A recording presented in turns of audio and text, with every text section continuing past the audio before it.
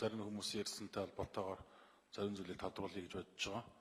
За өмнөх засгийн газрын одоо гаргаж ирсэн алдаа, өмнөх одоо эрх барьж ирсэн улс төрийн намуудын алдааг ярих юм бол хэрэг харийг гайхах хичээл болно л доо.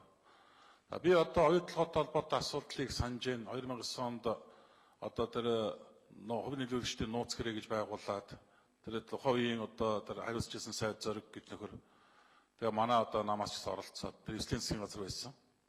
Тэгээд энгийн хувьцааны 34%-ийг Монголын засгийн газар эзэмшиж байхаар давуу эрхийн хувьцааны одоо 80% давуу эрхийн хувьцаа байхаар давуу эрхийн хувьцаанд Монголын засгийн газар ямар нэг оролцсон үр хүлээхгүй гэсэн ийм нууц гэрээ байгуулжсэн. Тухайн үед тэр гэрээг ил болгоод буу хил ам болоод тэгээд энгийн хувьцаанд ногдох 34%-ийг нийт хувьцаанд шилжүүлэх юм бол нийт хувьцааны 6%-ийг л эзэмшгээр байсан. Энэ бол Африк, Латин Америкт хийжсэн маш том луурийн гэрээний сонгогдож жишээ шүү дээ. Тэгээ одоо энийг ярихгүй би одоо үрэлсэх сайдыг бол гайхаж чинь дээ. Тэр хадгалан зээлийн хоршоо хэдэн мянгаар дампууруулад хэдэн 10 тэрбум төгрөгийг завшаад тэр хадгаламж банкны 14 тэрбум төгрөгийг авчиж Солонгост казино тоглоод тэр хэрэг одоо л илрээгүй шүү дээ. Нэг хүн нэг шийтгэл үдэлсэн болоод алга болсон тий. Үр төлбөрөнд төлөгдсөн ч юм уу ч юм уу бөөмөд. Гэт ингээд яриад ивэл өчнөө шалгах юм байна. Би үрэлсэх сайдтай санал нэг байна. Тэг эцдийн гаргаад ир шалгах. Хэдэн үеэр шалгах. Нэсэж нэг өмнөх 4 жил засаг барьж байсан арс нам бүгдийг дампууруулсан юм шиг ярих гэж байгаа бол тэрний өмнөх жилүүдийн тэр хуримтлал бий болгоогүй тэр эдийн засгийн өсөлт тэр 17% таа байсан үед яагаад нийгмийн эдийн засгийн хуримтлалыг бий болгоогүй юм тэр үеийн одоо ирэх хэрэгчд. Яагаад тэр үеийн тэр асар их одоо олон улсын зах зээл дээр байсан тэр бодит боломжийг яагаад ашиглаагүй. 12 онд үндсэндээ бол нэг үлэхэд арс нам засгэрийг авах үед энэ олон улсын зах зээл дээр алт зэс нүүрс төмрийн өдрийн үн огцон унсан шүү дээ. Бүр 3 дахин унсан. Энийг бүгдээр л мэдчихэж байгаа шүү дээ. Тэгэл одоо нэг ус төрийгээ шоу хийгээл бүгдээр инхийн цагаан тагтаа байсан юм шиг юм яриад өшөө яриад байвал надад би энэ бас сүүлийн 26 жилийн Монголын улс төрийн бас амьд түүх гэрч бий сууж байгаа шүү. Битгий бас энэ уваагүй ааш гаргаарай гэж би хэлмээр байна.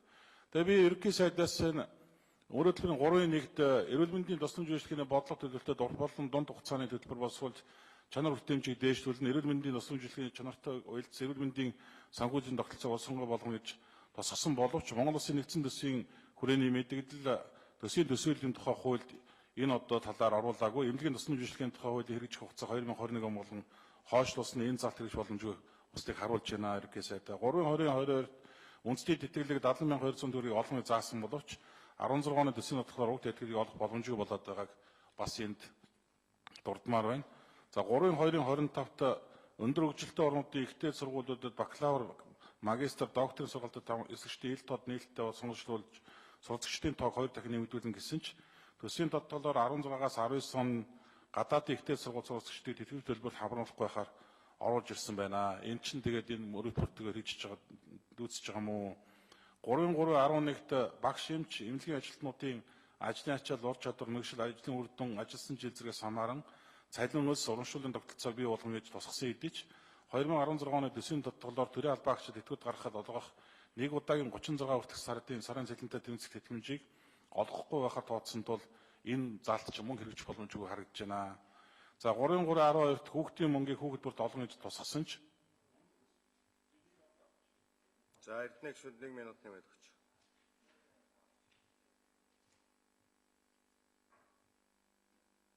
Баярлалаа.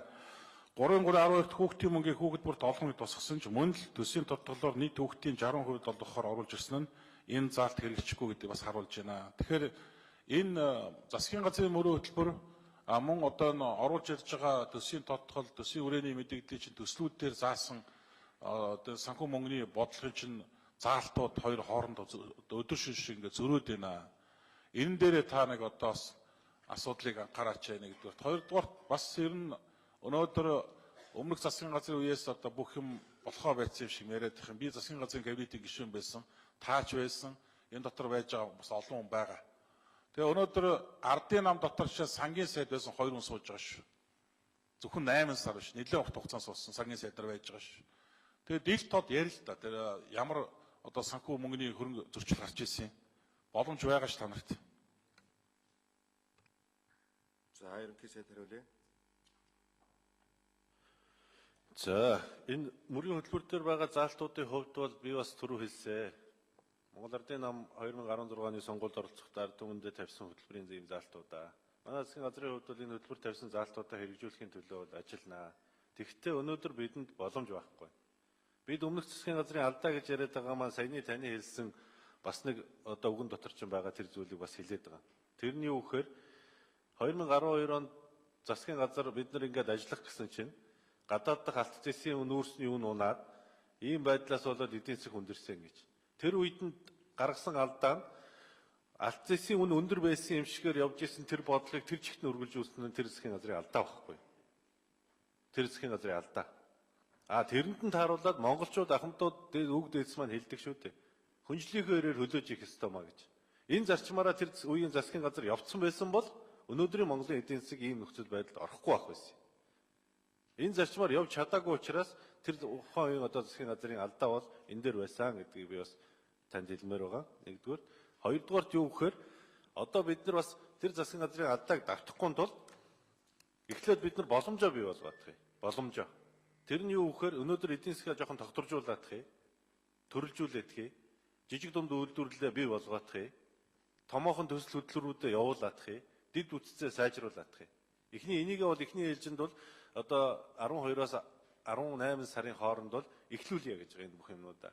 Эндээс тодорхой хэмжээнд мэдээж үр дүн гарч ирнэ. Энэ гарч ирсэн үр дүнгээс хамааруулаад нийгмийн халамжийн бодлогуудыг хэрэгжүүлэх нь зүйтэй маа. Ингийн тулд яг үхээр чинь хүүхдийн мөнгөн дээр тодтгол дээр бол тэр эхний ээлжинд 60% гэж байгаа энэ 60% чинь бол өнөөдөр шууд сар сарда 20 мянга аваад явчих нь 60% нэ.